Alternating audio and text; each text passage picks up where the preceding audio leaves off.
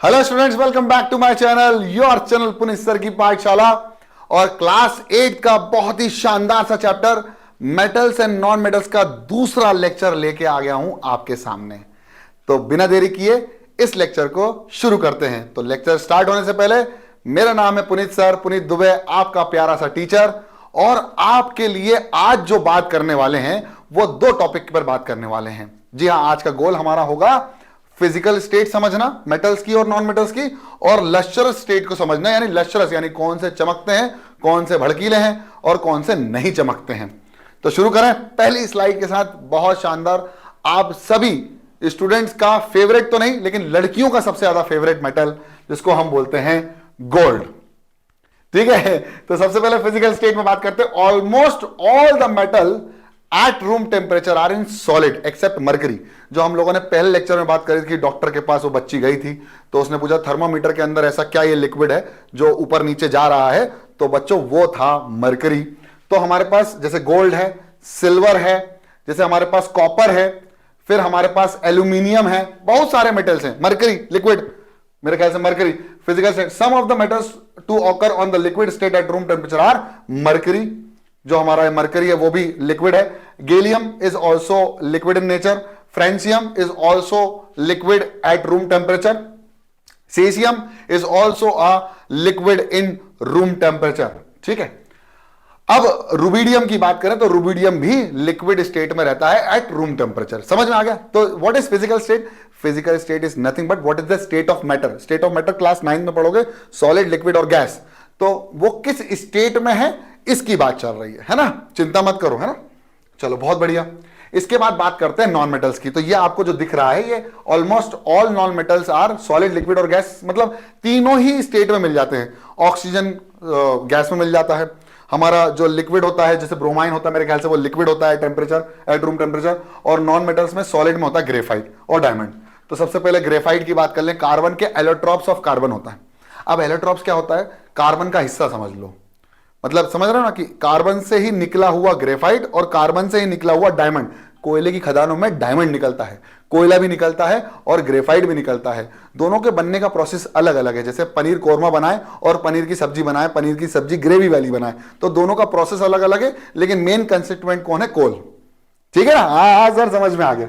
Graphite के बाद diamond. तो डायमंड भी एलोट्रॉप ऑफ कार्बन ही है, कोल का, कोयले की खदानों में मिलता है, लेकिन ये भी नॉन मेटल है, लेकिन सॉलिड एट रूम टेम्परेचर। बात करते हैं almost all non metals are solid और गैसेस। क्लोरीन की बात करें तो क्लोरीन भी जो होता है वो हमारा nitrogen is also gaseous at room temperature. Bromine liquid at room temperature. Bromine exception case, bromine is only non metal that exist as liquid at room temperature. जो हमारे बाकी के जो नॉन मेटल्स होते हैं वो लगभग सॉलिड होते हैं, और ये हमारा जो होता है वो क्या होता है? लिक्विड होता है। बहुत शानदार। बात करते हैं दूसरी प्रॉपर्टी की, जो कि है लश्चरस। लश्चरस का मतलब होता है जो चीज चमकती है, भड़कती है, उसको बोलते हैं लश्चरस इन नेचर। ठीक है ना? तो लश्चरस की बात करें तो ग्लिटरिंग और shiny surface is the property of all the metals. लगभग सारे मेटल्स जो होते हैं वो शाइन करते हैं। जैसे गोल्ड तो आपने देखा ही है। This is because metals can be polished. This property is called lustrous property. ठीक है, जिसमें हमारे पास कॉपर होता है। कॉपर के बाद बहुत सारे, मतलब हम इनको चमका सकते हैं। ठीक है, ये प्रोसेस होता है। फिर देखो आप उसको घिस देते तो क्या होता है? चमक जाता ना, गाड़ी भी चमक जाती, बिल्कुल पॉलिश वॉलिश मार देते।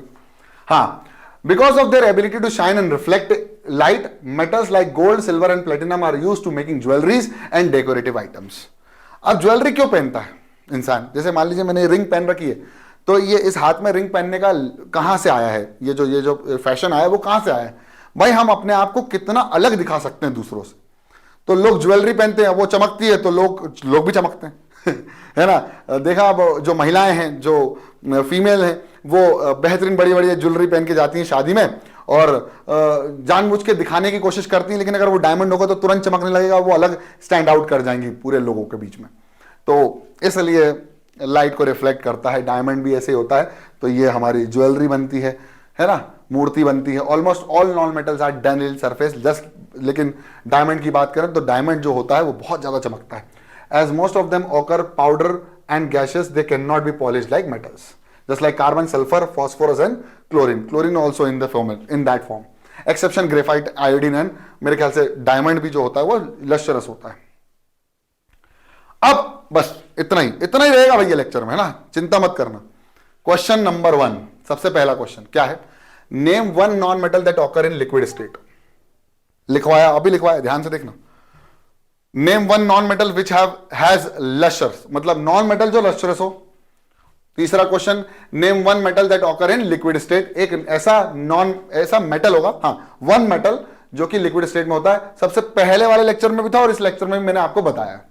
बस ये 3 ही क्वेश्चन है मेरे ख्याल से, हाँ। और अगले लेक्चर में हम बात करेंगे कलर और मेलिएबिलिटी की। तो कलर तो आपको पता ही है, कलर कैसा होता है, मतलब मेटल्स का कलर आपको पता है, जैसे कॉपर देख लिया, गोल्ड देख लिया, तो सबका एक डिफरेंट कलर होता है। और मेलिएबिलिटी का मतलब क्या होता है कि जो भी मटेरियल जिनको हम थिन पतली पतली शीट्स में तब्दील कर सकें। मुझे याद आता है रदरफोर्ड का एक्सपेरिमेंट, जिनने गोल्ड फॉइल ली थी। अब आजकल गोल्ड फॉइल आप देखते हो स्वीट्स में, सिल्वर फॉइल देखते हो आप स्वीट्स में, एल्यूमिनियम फॉइल देखते हो आपकी मम्मी जो आपको खाना परोसती हैं या खाना पैक करके रखती हैं, तो उसमें एल्यूमिनियम फॉइल का इस्तेमाल करते हैं। तो हम अगले लेक्चर में इन दोनों की बात करेंगे, कलर और मेलिएबिलिटी की। और इस लेक्चर को अगर आपने समझ लिया है और समझ गए हैं तो पसंद भी आ गया, मैं पसंद आ गया तो चैनल भी पसंद आ गया, चैनल पसंद आ गया तो लाइक कर दो ना, रुके काहे के लिए हो भाई, इतनी मेहनत चल रही है बाबा, कर दो लाइक, ठोक दो लाइक, बिल्कुल बेहतरीन, दबा के लाइक ठोक दो भाई। ये 5000 लड़के देखने नहीं आया हूं मैं, 1 लाख चाहिए मुझे। मिलते हैं अगली क्लास में, तब तक के लिए पढ़ते रहो, बढ़ते रहो और देखते रहो पुनिस सर की पाठशाला। जय हिंद।